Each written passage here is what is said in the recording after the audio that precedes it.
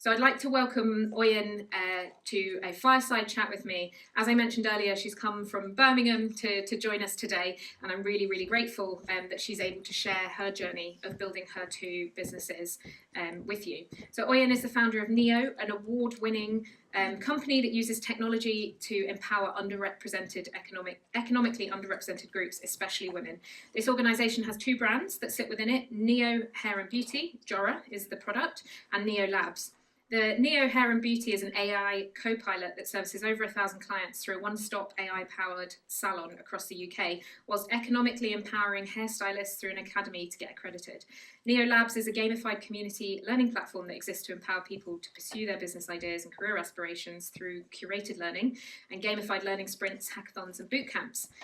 She's also a venture scout for Ada Ventures, who will be hearing from Matt, one of the co-founders of Ada Ventures, on a panel later today as well, and brings all of her knowledge from over a decade of building businesses, empowering female entrepreneurs, and building tech products. So to start with, we're going to have sort of a 5-minute demo of her products, and then we're going to go into a fireside chat.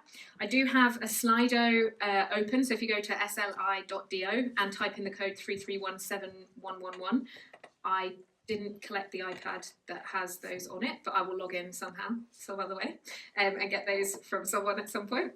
So I'd really appreciate your applause in welcoming Oyin to the stage this afternoon.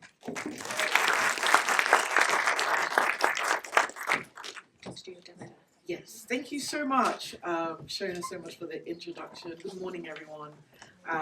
It's such a pleasure to be with you today, and also just to talk about my journey. Every time people ask me to talk about my journey or to demo my products, I kind of see it as an opportunity to show that anyone can do it. Now, I started this journey accidentally. I started braiding my sister's hair from our bedroom when me and my mum, my family moved from Nigeria at the age of 13, and I couldn't find a stylist to braid our hair. And I said, Mom, we can do this. I can do it. And from that point, the neighborhood saw what I could do. And I started to grow my clientele from just me and my sister to over 2,000 clients by the age of 21. So that was accidental. But I knew that I didn't want to be a hairstylist. That wasn't like the path that I wanted to take.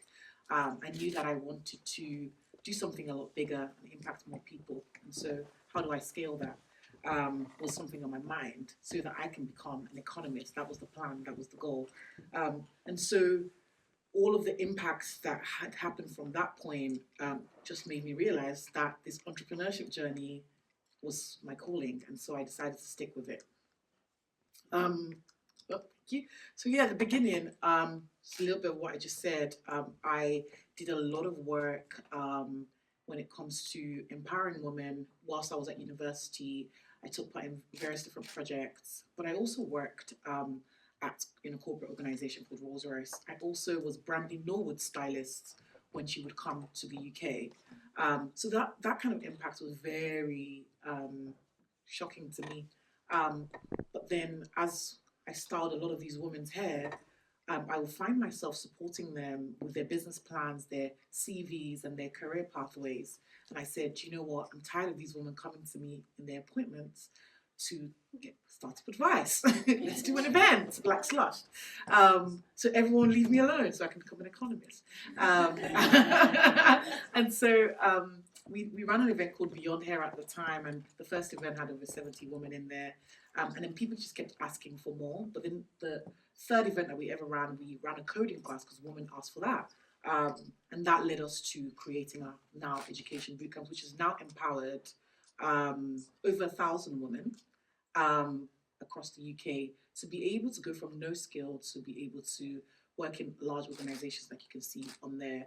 And from that point, we needed to scale this further, and we knew that we needed to impact more women. So we've been able to support 1,000 women to become software engineers, data analysts, but also start their own tech businesses. We have women building AI tools for dentistry, have women building tools to be able to allow physiotherapists take notes in a more intelligent way. Those are just some of the examples of women that we supported. But I knew that I needed to go back to the root. How do I go back to the root? I knew that from the 1,000 clients that I had, I wanted to create a more innovative solution to really transform the textured hair industry. And I had this idea of having an Uber and a Siri for hair, and where people can try on hairstyles. So that's me, where over there, I got to try on, our app is called Jara, where you can try on hairstyle and get your hair appointment booked in a beautiful air-powered salon in Birmingham that then scales beyond that point.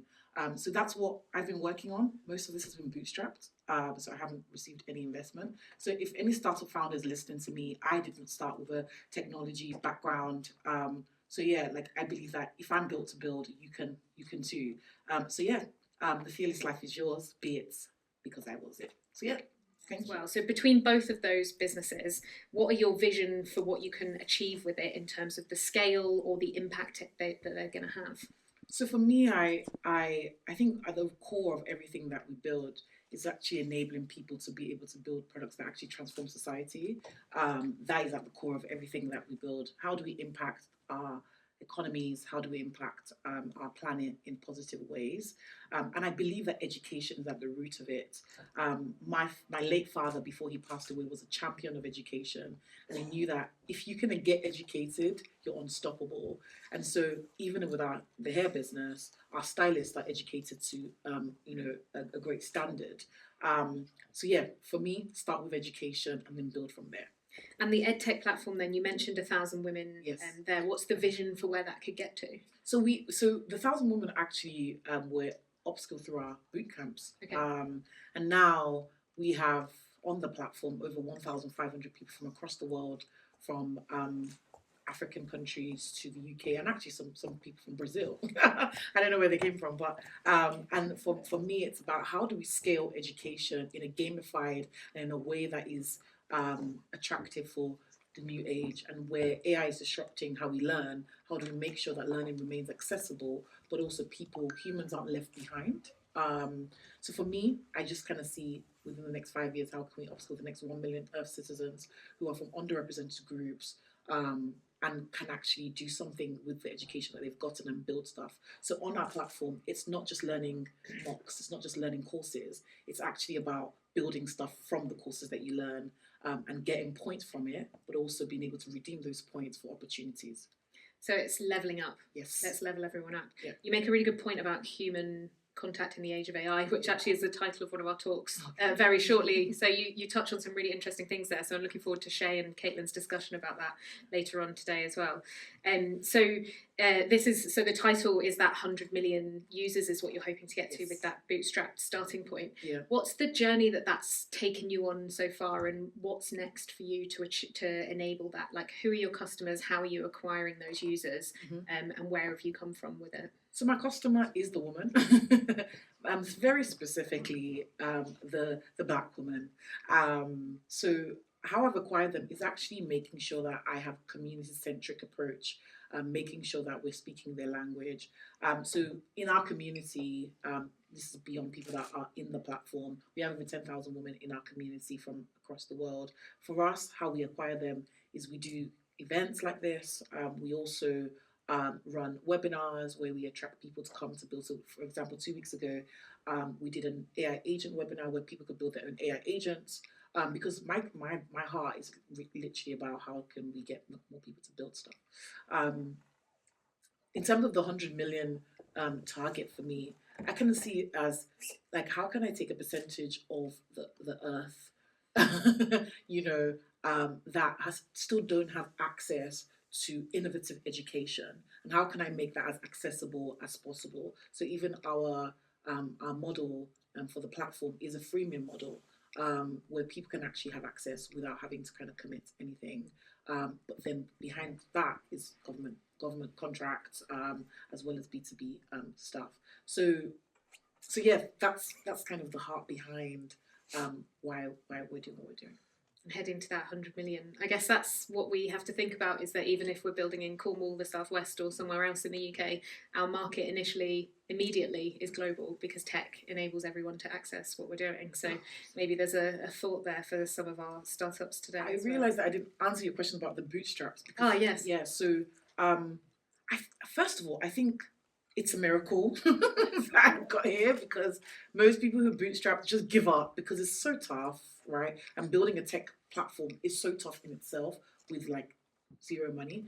I started off this journey with £200 a week because that was what people would pay me to braid their hair. And then I increased and I just reinvested that money into the business. But it got to a point, and I think that point was probably about 2 years ago, where we had bootstrapped to this level. We had bootstrapped to 7 figures. This is the edtech business specifically. And I was like... So 7 figures revenue. Yeah, revenue, yeah. And revenue, we were profit making. Net profit was about 40%. And I was like, we cannot grow this way. I need to, my vision is a lot bigger than this. I became very restless. I was like, I just feel so confined to just Birmingham. I feel like this vision is for the globe, right? And so I knew that I needed some sort of investment. And so I started to go on a journey where I thought it was going to be VCs, but this isn't really a VC backable business, in my opinion. I think I actually need to look at impact investors who would give me debt capital, because for me, it was literally around how do I continue to focus on the impact work. And so we received our first kind of debt check. It was on really kind of kind terms for both parties, and I got the support to really mature as a founder. I'm a very systems driven operator, but there's certain things that I think I can do much of. Actually, I need to delegate better, or I need to hire specific talent for the business model that I have.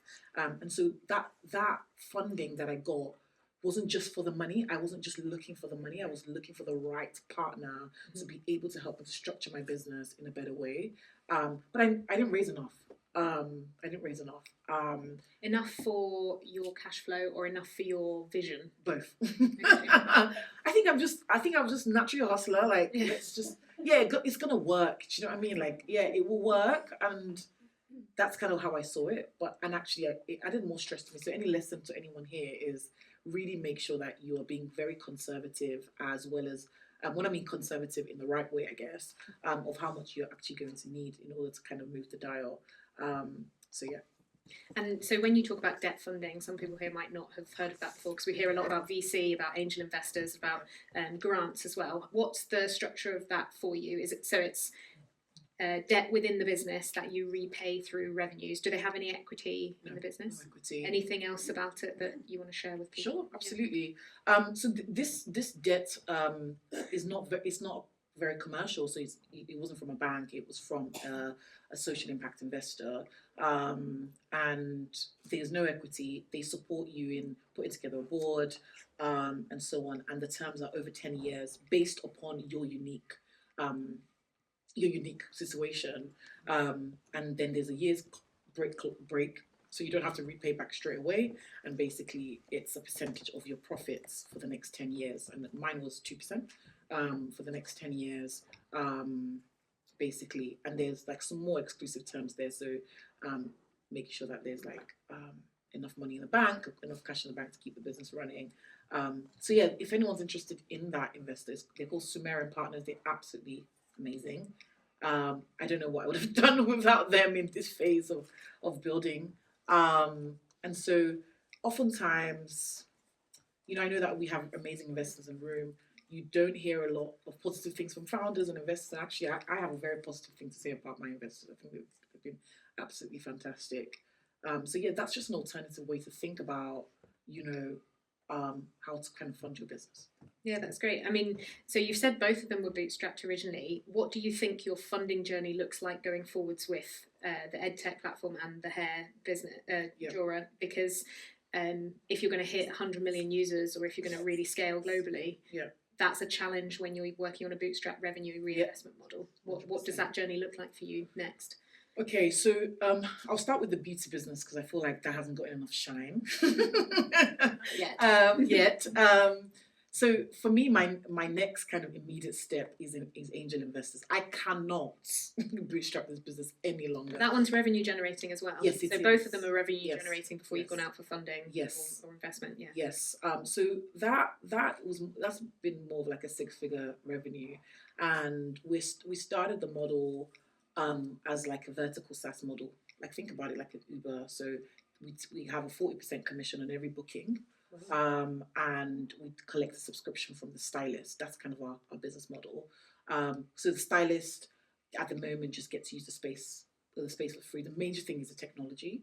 Our kind of future goals really is get angel investors for now, and later on start to actually license out the technology at a large scale to major hair salons. So competitors are licensing similar technologies that don't have as much, that's not as lucrative as what I showed you, for about $10,000 for 10 images. So for us, it's kind of like, how do we benchmark on that, but even give better libraries, image libraries. So yeah, that's kind of what my and is that an imminent thing for you? Funding? Raising funding. I'm not a founder that, I don't know, I'm a weird founder. I'm not a founder that thinks... I think all founders are a bit weird. Yeah, we're all weird. Yeah. We're all weird, yeah. But I don't think, like, to start this business, I need to raise investment.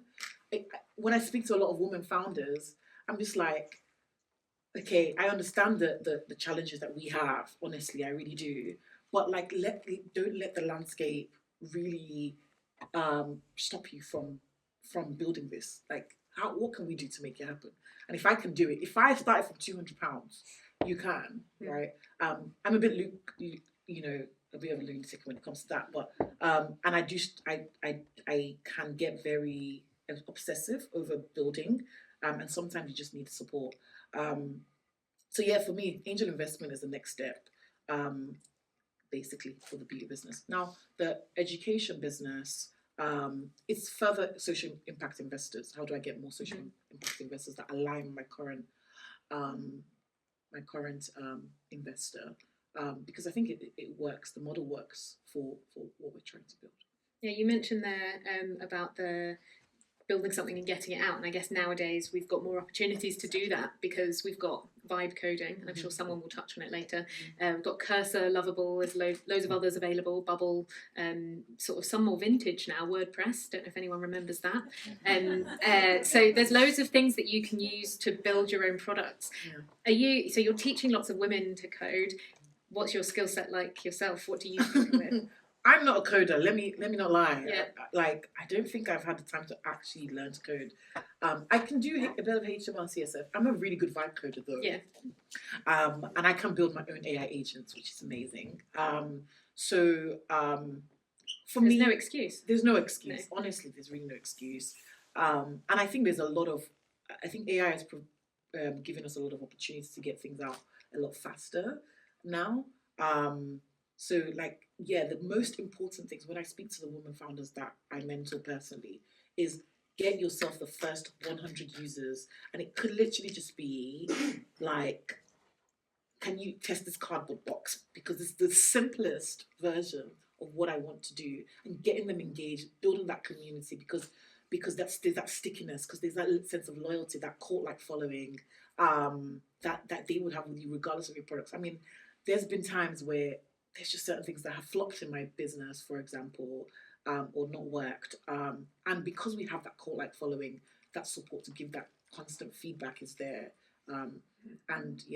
Yeah, I +1 to all of that.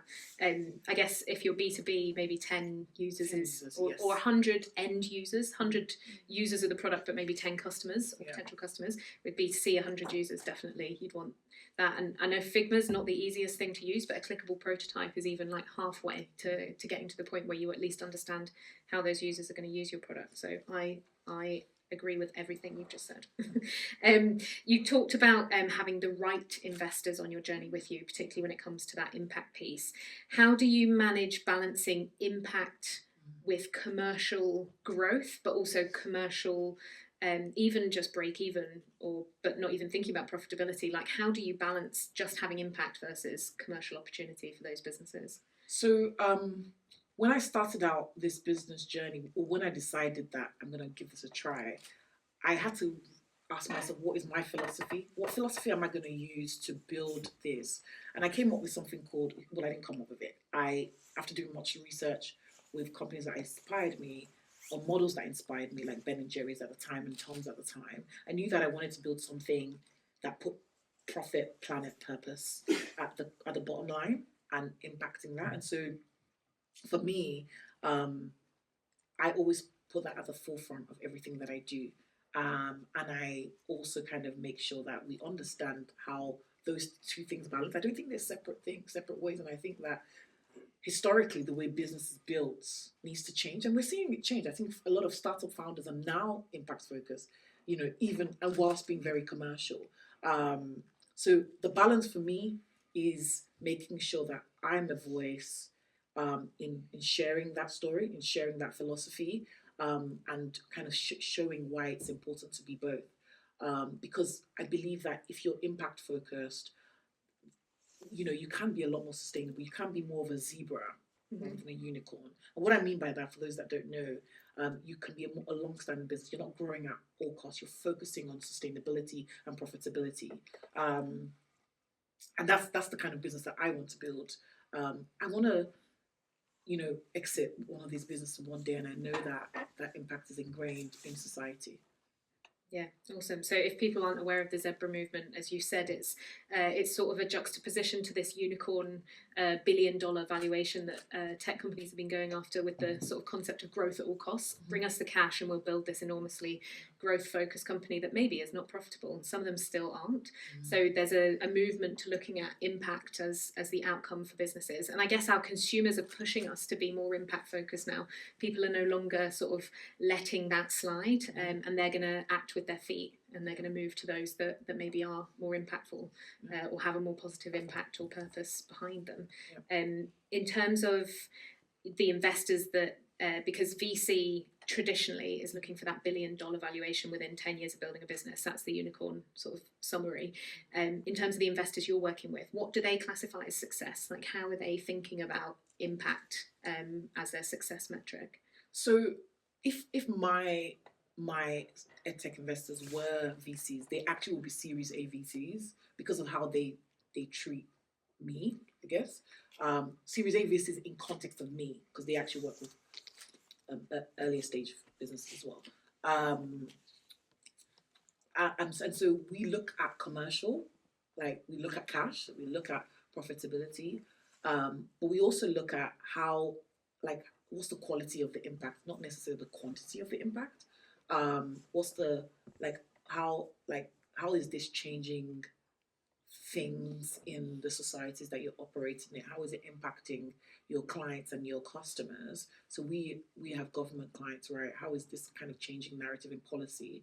So that's how they view it.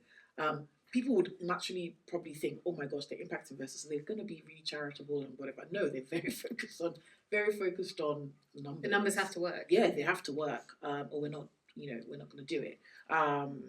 So they're a good example of that balance, and it's not an uncomfortable conversation. So they would not prioritize one over the other. We're always driving at the same distance together. So they're not going to say, oh, let's just make as much money as possible. Let's just let's just grow at all cost, because that's going to make us crash, because that's not the type of business that we're trying to build. But also, let's not just make impact at all costs, because we're going to have nothing. Not a charity. Yeah, exactly. We'll be a charity. So yes, it's striking that balance. And I think practically how that has been maintained on like a monthly basis. I send management reports to my investors with our, like accounts, like balance sheets and so on and so forth. But I also send monthly impact reports as well, and we analyze it. And I'm not saying all investors do this, but this is just the agreement that I've had with my investors in terms of what I think was going to work for me.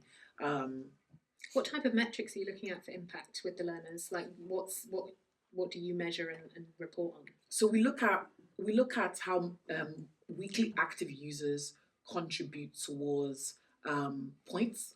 We have a point system, and that point for us is a level of engagement and level of engagement with actually building. That's number one. We also look at positive outcomes. So for us, positive outcomes means that these people have actually gotten opportunities and jobs from the platform, but also soft skills, like how much has this person's confidence increased. And when I look at confidence, I don't look at it like it's a workshopable thing. It's more like actually practical steps at which this person's confidence has increased. E.g., I'm now able to confidently apply for this job because I now have these skills. So those are the metrics that we generally look at. That's awesome. So I've got a couple of questions now about you as a founder and your journey, and your top tips for other people. I'm wondering if there's an iPad as well for Slido. So if anyone's got any questions, thank you for saving me. Please submit them to Slido, and I will, thank you, Kaylee, collate and see if we can make sure that we cover some of them at the end, which we should have time for. So so you support underrepresented people to access education that they may not have had access to otherwise. As an underrepresented founder yourself in this space, and if we think 2% of VC funding last year went to female founders, we've still got a challenge in Black female founders. Equity, yes, and it's 0.1%, I think, for black female founders. Yes. So we've got an even bigger challenge to overcome when it comes to finance. But it turns out women are still succeeding despite the lack of funding. What challenges have you experienced? How have you overcome them? Or what opportunities have you actually seen as an underrepresented founder yourself? I'm glad that you talked about the opportunities, because oftentimes when we talk too much about the challenges, it becomes, a different story. In terms of the challenges myself that I have seen, when I started the journey of looking to raise finance for my education business, I just thought it was going to be VC because I didn't have as much understanding. I'm actually thankful to Ada Ventures Angel program, because I was one of the angels. It opened my eyes to a lot of things that I didn't know myself as a founder. I got myself into various conversations with certain VCs, and I did get soft commits, but the valuation wasn't right for me and for my business at the time. And I remember asking for feedback later on, just it was casually, because with one of the partners that that gave me that soft commit, and the comparison, the reason why they gave me that valuation was that they compared me with someone who was was making hair products, like physical hair products, like shampoo and conditioner. And she happens to be a black woman from Birmingham as well. And they said, "Oh, you guys are too similar. This again. This was the edtech business. You guys are too similar. We've already invested in the black woman, so we can't invest. We thought if you're going to take it, We've had the seat taken. And I often think that is very challenging That's very challenging to have that, for investors to have that perspective on a group of people, because although I'm a black woman, the quality of my work is not defined by the color of my skin or my gender, right? And so that was very disappointing to hear, but also it made me realize that there was an opportunity for me to educate and ask more questions of why that was the conclusion that was made, and actually a narrative that needs to be built by black female founders as well, on how we showcase how we build. So telling more stories of what we're building, and making it more about. That's why I accepted this, because I was like, this is not about me being a black woman. This is about me building something. Telling more stories of the impact of what we're trying to build, and showing the numbers, and being very kind of forthcoming about it. I guess the opportunity that exists, aside from some of the things that I've mentioned, and being underrepresented, is because you're very much connected to the people with the biggest pain points. When we think about value proposition statements, we're thinking about who's the person that has the biggest pain that this can be a painkiller for. So the person with the biggest pain shows more value in it, and so there's an untapped market of people who are looking for their pains to be solved, and many people are ignoring it. And so I see it as an opportunity to really tap that market and unlock it. I think of friends of mine who have built solutions in different markets, who have been able to scale their companies when like normally those audiences or those customers would have been overlooked. And then investors were too late, unfortunately, because of that perception. It's an endemic issue and it's very systematic, and I think it's going to take a long time for us to really break down those barriers. And then sorry. Yeah, no. And I think lastly as well, let's be honest, I think most women tend to build businesses that are very much lifestyle, and so that doesn't fit the natural kind of thesis of VCs. And a lot of times women aren't educated on why it doesn't fit. And so most women just go and grow and build anyway, regardless, right? So yeah, I think there needs to be a diversity of education of like, this is what you can have access to as women founders.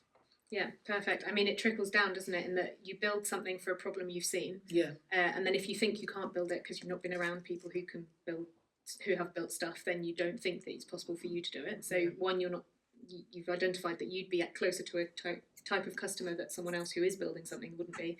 And then we don't see diversity in investors, not just VC, but angel investors and others. There's a lot of people doing work in the UK at the moment to diversify that, because if you can't see the problem yourself as an investor, you're not going to see the opportunity either. So then there's that challenge as well in diversifying the funding that's coming through from the people who understand those problems as well. So I think, yeah, you're right. It's a challenging problem, but there are opportunities in it, as you've identified, in untapped markets because they haven't been the focus to date. So that's really great to see. What's your biggest challenge? So as an entrepreneur and a founder, we said earlier they're all a bit weird, but also you said yourself you're quite restless. So as a founder yourself, what's your favourite thing about this journey that you've been on to date or that you do, and what's your personal sort of biggest challenge with that entrepreneurship journey and tech startup journey? I think my biggest challenge has been seeing rest and pausing as a strategy for me. I'm very restless, so how do I balance my restlessness with rest? Because actually, when I realized that when I actually take time to pause to celebrate, I actually come out with greater sparks of ideas, tactics, strategies to take me to the next level. But when this is kind of rat race that comes with being a founder, like doing multiple things. So that's been a challenge, and I'm learning to master that. So I actually I schedule my rest times now, because I know that I wouldn't do it if, regardless. I think that's one of the things being in Cornwall enables us to do. Yes. I don't know if anyone else lives right by the beach, but you can't not rest and take it in if you're surrounded by this environment. Like, that's part of the reason that people live here. So I think we naturally have a slightly better balanced mix, even if we're quite driven in our work life. So yeah, definitely recommend moving to Cornwall as a for sure. I also think that your background. I'm Nigerian and I lived in Lagos. Oh my gosh, crazy place. It's Lagos is always on, and that energy, that restlessness that comes with that. I'm so grateful to be British, to be British Nigerian, because I think Britain actually brings a little bit of melancholy, like calm down a little bit, it's not the end of the world. So yeah, I really value being British. That resonates, having worked for a Silicon Valley startup. I don't know if we're going to cover that a bit later as well, but I find the speed that I naturally feel internally is not the speed that anyone else is operating at, and also not the speed I can physically operate at either. Yeah. And so there's like a tussle between the speed that you want to be operating at and what you can actually physically achieve. So yeah, that's really helpful insight. In terms of your favourite thing then, what gives you said you've got a lot of spark, what's the favourite thing on the journey?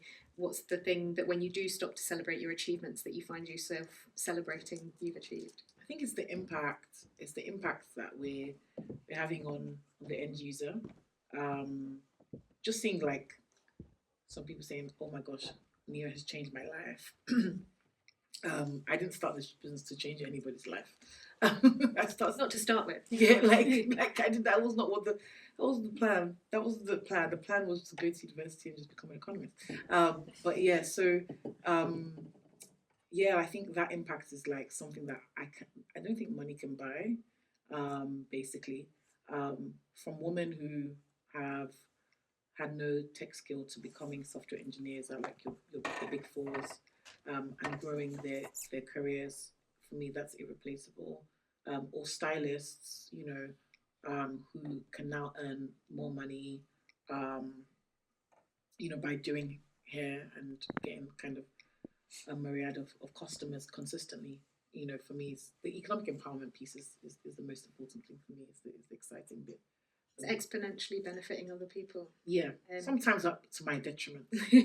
Well, there's a question that came in, and it feels like this. You might have already answered it, but when you first started out, what made you keep going and not give up? Because obviously that early stage is really challenging. Yeah. Is it this, or is there something else in that early stage that you found was really impactful for you?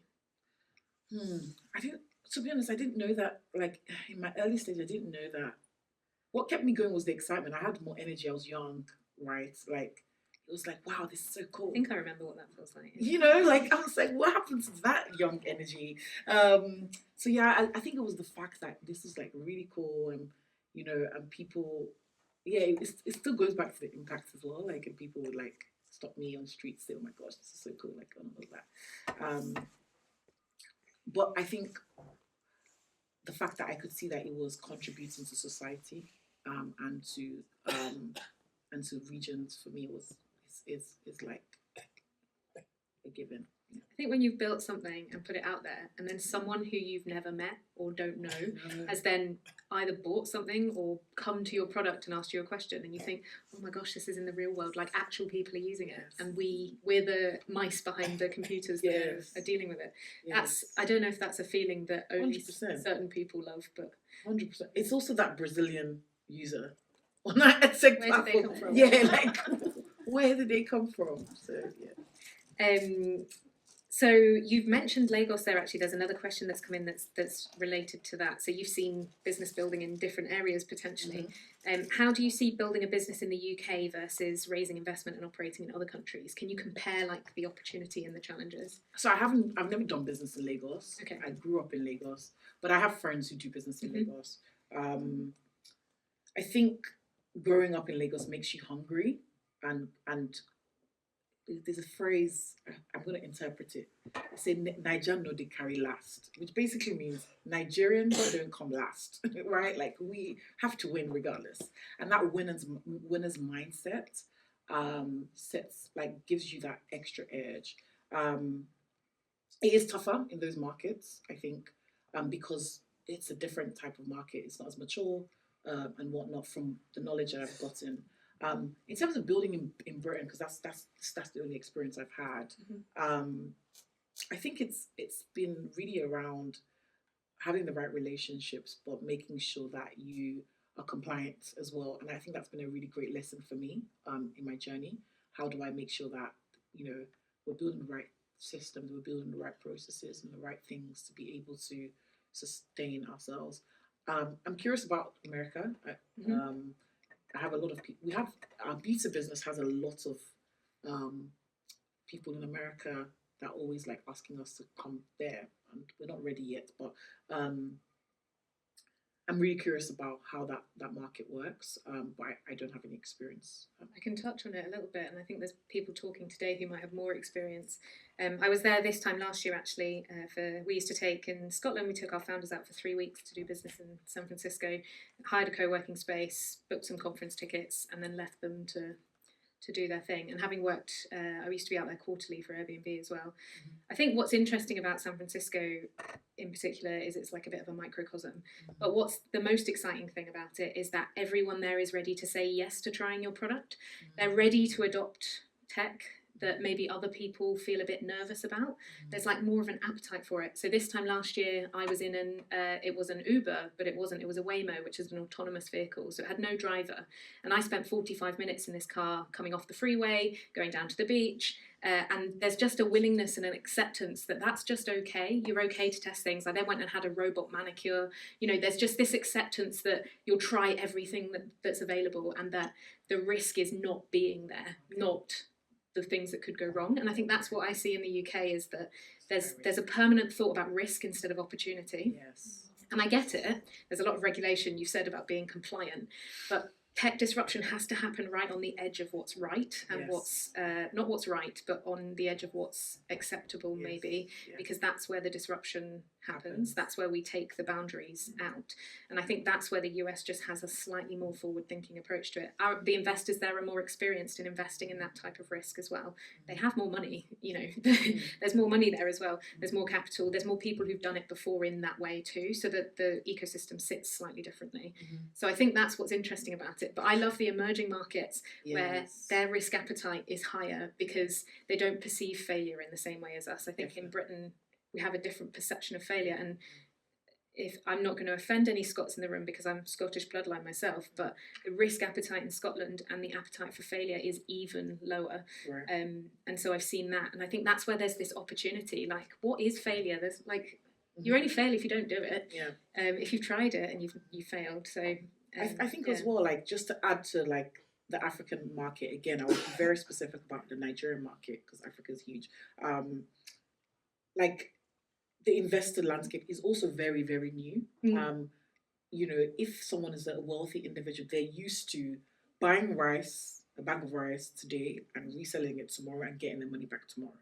So if I speak to my uncle who's stinkly rich, and I said, give me £100,000 and I will give it back to you in 5 years.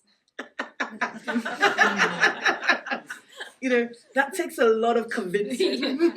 So we're just not used, like, so it makes it really difficult for those founders to then get investors there, although like they're budding with ideas.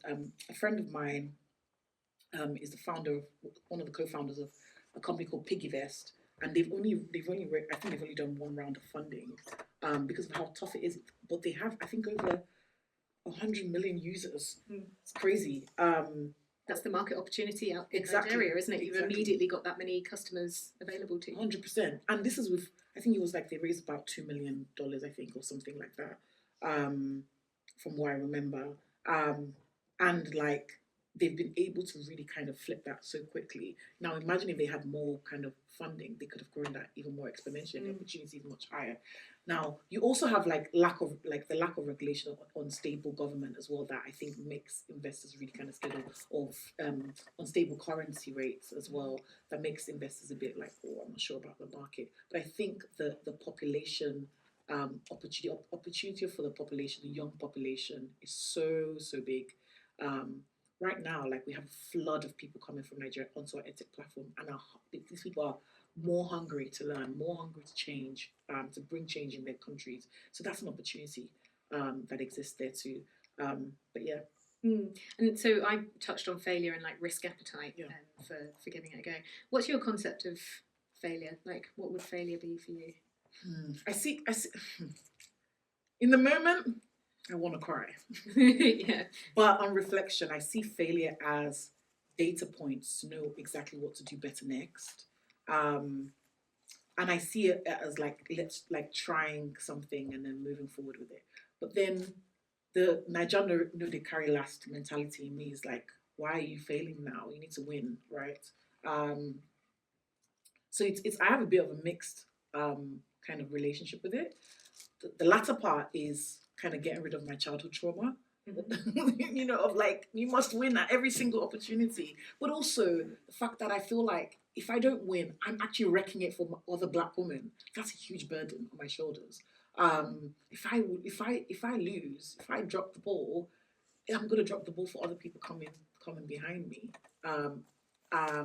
So I often battle with that. But actually, I just tend to just resort, after having lots of conversations with myself, that failure is just having data for the future, and just trying for the future. Not necessarily trying because, you know, let's just try everything, but like trying intentionally, you know, with intentional kind of strategies for the future. Well, it could be a small thing like an A/B test that you roll out on your product that one fails when you expected it to win. But I guess there was a question. So failure to respond is respond to market signals, to respond to customer signals. I'd probably say is the biggest failure, because that's the biggest opportunity. I think there's a question to one of the pitches earlier around, like, you talked about a pivot. What were the signals you got that you needed to pivot, and when did you make that decision?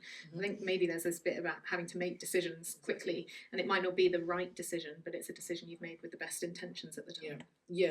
I think the relationship between failure and funding is also something to really note, right? When you have a limited amount of funding, there's less opportunities to fail.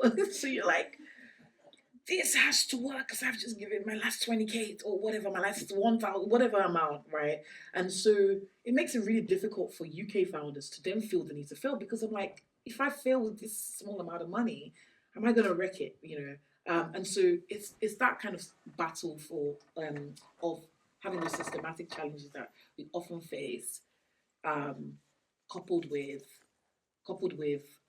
actually doing those A/B testing kind of scenarios. It's technically just the path that you hadn't expected you'd go down is the failure path, maybe. You expected one and you got the other. Yeah. I sometimes see our acquisition as a failure because actually what we wanted to do was raise a Series A round, and would we have got to where we wanted to be quicker than the 5 years it took for Airbnb to do what we were going to do in the following 18 months following that fundraise? So was it technically a failure? For me, yes. Overall, success, I guess. Everyone else sees it as a success. So I guess it's the framing of it that's important.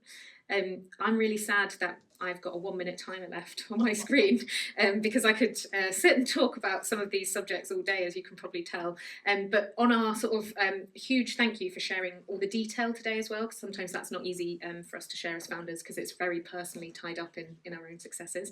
So I just want one parting question for you to leave the audience with today. What's your top tip for someone who's starting out on this journey themselves, or maybe even a bit further along? What's the top tip that you want to make sure that other people take away from today?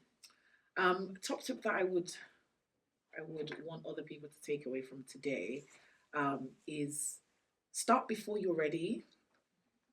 For much, like, especially for female founders, we tend to like overplan sometimes as female founders. Start before you're ready, because oftentimes there's somebody else that has started before they're ready, and they just have so much confidence in what they want to do and their vision, that they go faster than you.